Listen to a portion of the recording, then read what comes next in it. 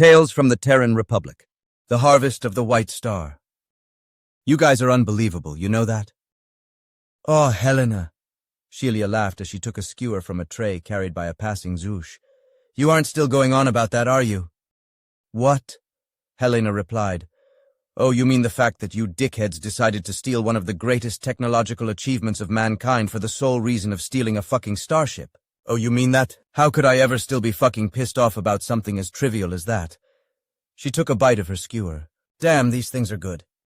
Not just stealing a starship, Jessie chirped as she poured herself a glass of orange juice.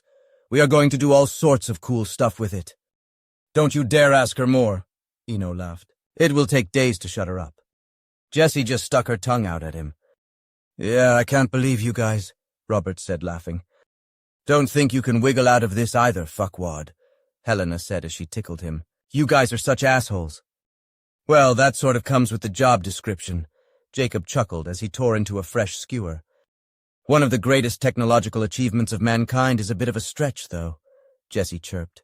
If you porkies think the Aster is one of your greatest achievements, you're falling behind bad. What? Seriously, Jessie said between bites of Zhoosh cooked goodness. The Aster is really nice, but it wouldn't even rank in the top 100 in the Republic.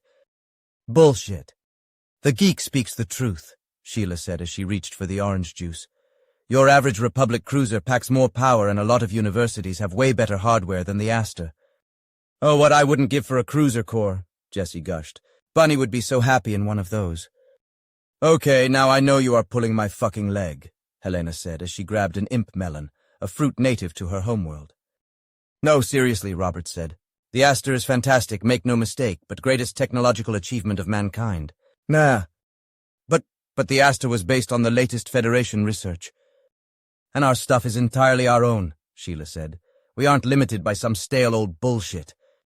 Well, in all honesty, we borrowed a lot from the Empire, Jessie said with a little smirk, knowing she was about to get a reaction. In fact, almost all of our civilian systems are still assembled to our specs, and our best stuff is still homegrown, Sheila snapped. Yeah, keep telling yourself that, Jessie mumbled into her glass. What was that? Nothing, Jessie smiled. Got something to say, weeb. You're right, our most powerful systems are made in the Republic.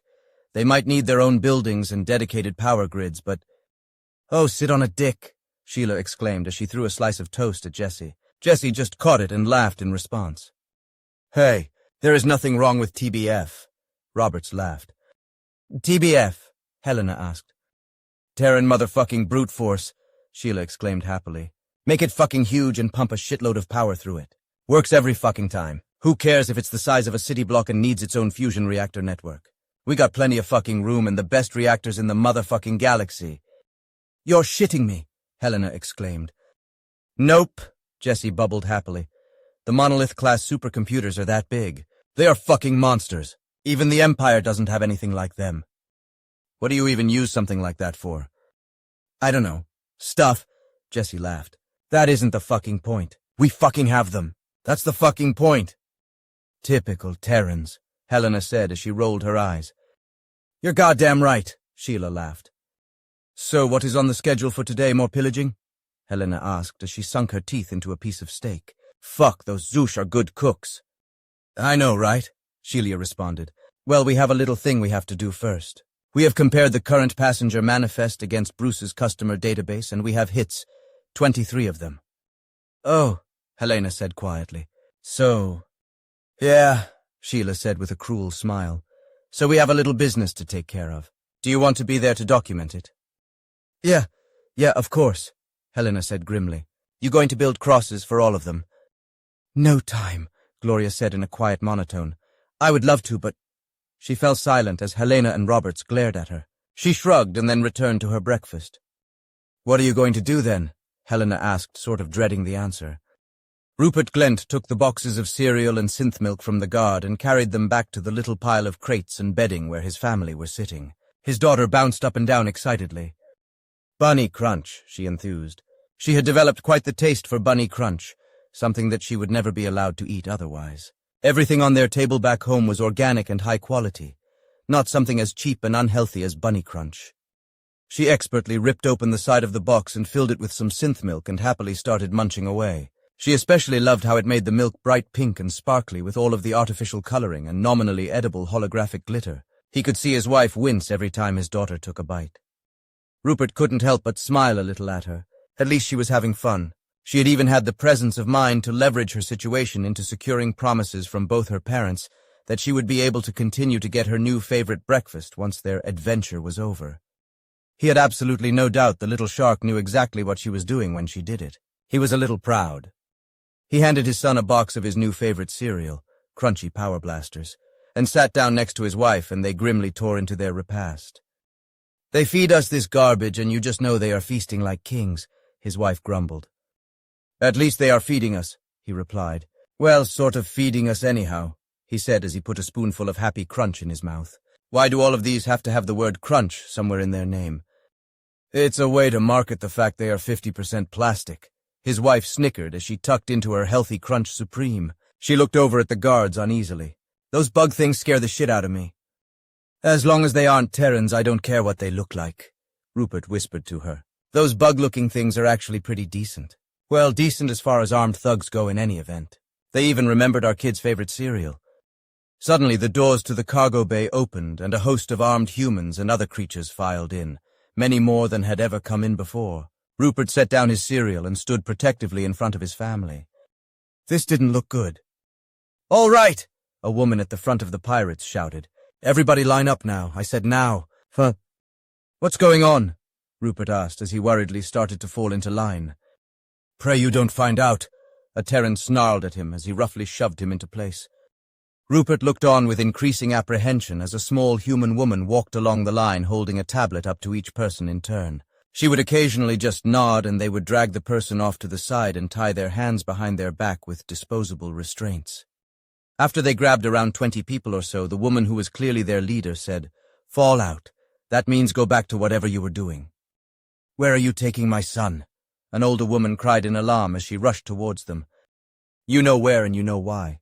Be grateful you aren't coming along, bitch." Their leader snarled as she pushed the woman back with the butt of her rifle. "Just in case any of the rest of you don't know," she barked as a holoprojector was brought into the room. It was turned on as they all left with the people they grabbed. That rude, foul-mouthed woman from the cruise appeared. Bruce's Emporium, an easily overlooked establishment just off the promenade of the White Star.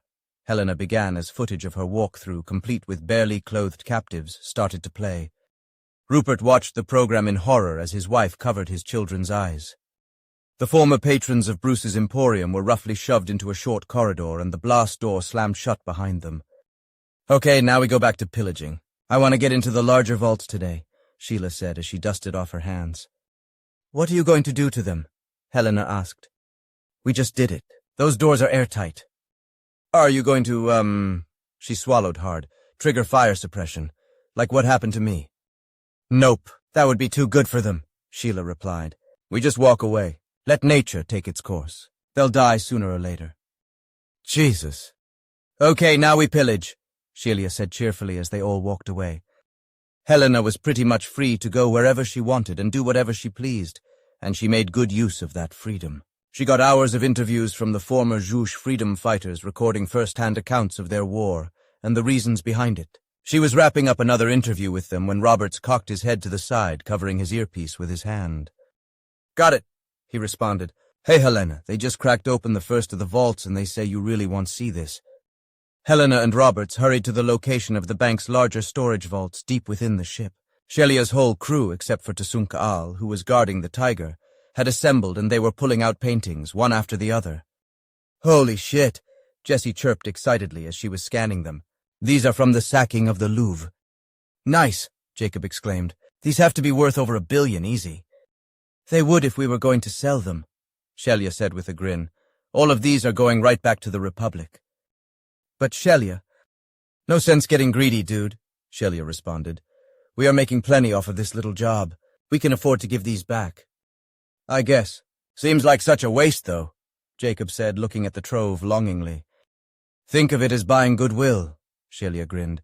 "These little scribbles will ensure our continued welcome in the Republic. After this stunt, we just might need that." "These are worth millions. Billions," Helena stammered as she stumbled into the vault, looking around at all the masterpieces. "You're just going to give them away?" "Yup," Shelia responded. You know why this shit has been sitting in this vault for this long?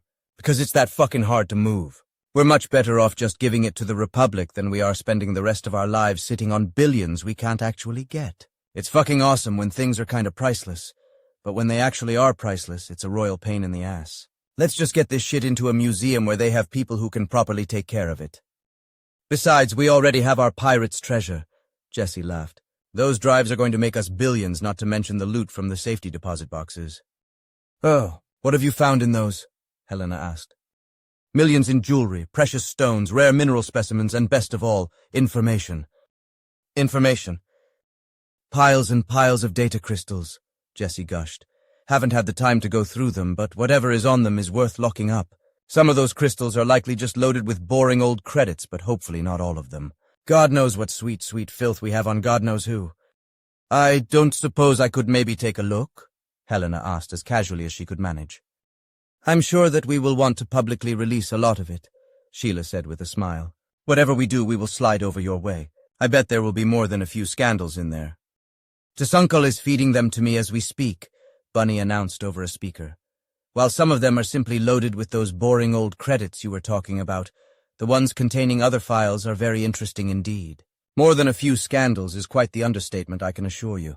We will be able to send more than one of those porky scum, as Helena likes to call them, straight to prison, or have them under our thumb, whichever we choose. Humans are terrible at coming up with passwords, by the way. Well, don't keep me in suspense, Bunny, Jessie chittered. We have an outsider in our midst. As fond as I am of Helena, I would assume that you would like to review the data in private before sharing it with the press. Bunny has a point, Sheila said. Just sit on that info for now, Bunny. We'll go over it later. You're fond of Helena? Jessie asked excitedly. Really? Sigh, it's a figure of speech, Jessie, Bunny replied with an exasperated tone of voice. Remember, you have explicitly instructed me to use them. Honestly, must we have this conversation each and every time I do exactly what you have programmed me to do? Yes, but why that one?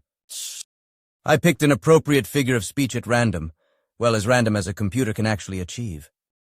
Hey, play mad scientist on your own time, Sheila laughed. I need scans, not proof of sentient AIs right now. Hey, Bunny, she called you sentient, Jessie laughed.